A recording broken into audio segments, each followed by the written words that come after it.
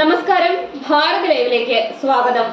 ലോക്സഭാ തെരഞ്ഞെടുപ്പിന്റെ വോട്ടെണ്ണലിന് ഇനി 5 നാൾ മാത്രം ബാക്കി നിൽക്കെ സ്ഥാനാർത്ഥികളും മുന്നണികളും വീണ്ടും പിരിമുറുക്കത്തിലായിരിക്കുകയാണ്.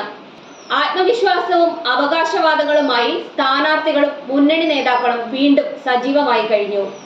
കേരളത്തിൽ ഏറ്റവും കുറഞ്ഞത് 15 അല്ലെങ്കിൽ 17 സീറ്റ് വരെ ലഭിക്കുമെന്ന് UDF കരുതുമ്പോൾ 18 അല്ലെങ്കിൽ 10 സീറ്റ് എന്ന അവകാശവാദമാണ് LDFിനുള്ളത്.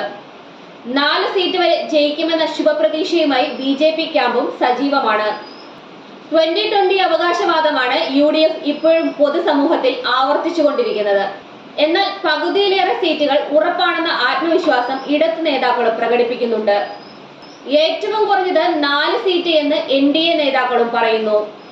മാധ്യമങ്ങൾ നടത്തിയ എക്സിറ്റ് പോൾ ഫലങ്ങൾ 1-ാം തീയതി വൈകിട്ട് പുറത്തു വന്നേക്കാം. 2ാം ഘട്ടത്തിലാണ് കേരളത്തിൽ പോളിംഗ് നടന്നത്. പിന്നീടുള്ള ഓരോ ഘട്ടം പിന്നിടുമ്പോഴും BJPക്ക് ആദ്യം പ്രതീക്ഷിച്ചതുപോലെ വ്യക്തമായ മേൽക്കൈയില്ലെന്നുള്ള റിപ്പോർട്ടുകളാണ് പുറത്തു വന്നത്. ആ നിലയിൽ കേരളത്തിലെ പോളിംഗ് അവസാനത്തെ ഘട്ടങ്ങളിലായിരുന്നെങ്കിൽ കോൺഗ്രസിന് കുറെ കൂടി അനുകൂലമായി മാറുമെന്ന് ഇപ്പോൾ വിലയിരുത്തലുണ്ട്.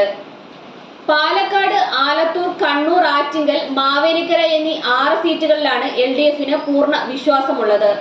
ഈ സീറ്റുകളിൽ മത്സരം കടുപ്പമായിരുന്നെന്ന് UDFും സമ്മതിക്കുന്നുണ്ട്. വയനാട്, മലപ്പുറം, പൊന്നാനി, കോഴിക്കോട്, എറണാകുളം, ഇടുക്കി, ചാലക്കുടി, കോട്ടയം, കാസർഗോഡ്, കൊല്ലം, ആലപ്പുഴ, പത്തനംതിട്ട സീറ്റുകളിൽ വിജയം ഉറപ്പാണെന്ന് UDF കണക്കുകൂട്ടുന്നു. ത്രികോണ മത്സരം നടന്ന തൃശൂരിൽ ഇരു മുന്നണികൾക്കും ശുഭപ്രതീക്ഷയാണുള്ളത്. K മുരളീധരൻ മുന്നിലെത്തുമെന്ന് കോൺഗ്രസ് കരുതുമ്പോൾ സുനിൽകുമാറിന്റെ ജനകീയത വിജയിക്കുമെന്നാണ് LDF പ്രതീക്ഷ. മറ്റൊരു ത്രികോണ മത്സരം നടന്ന തിരുവനന്തപുരത്ത് ശശി തരൂർ തന്നെയാണെന്ന് ഉറപ്പിച്ചു പറയുന്നുണ്ട് കോൺഗ്രസ്. തൃശൂരിലും തിരുവനന്തപുരത്തും ആറ്റിങ്ങലിലും വലിയ പ്രതീക്ഷയാണ് BJPക്കുള്ളത്.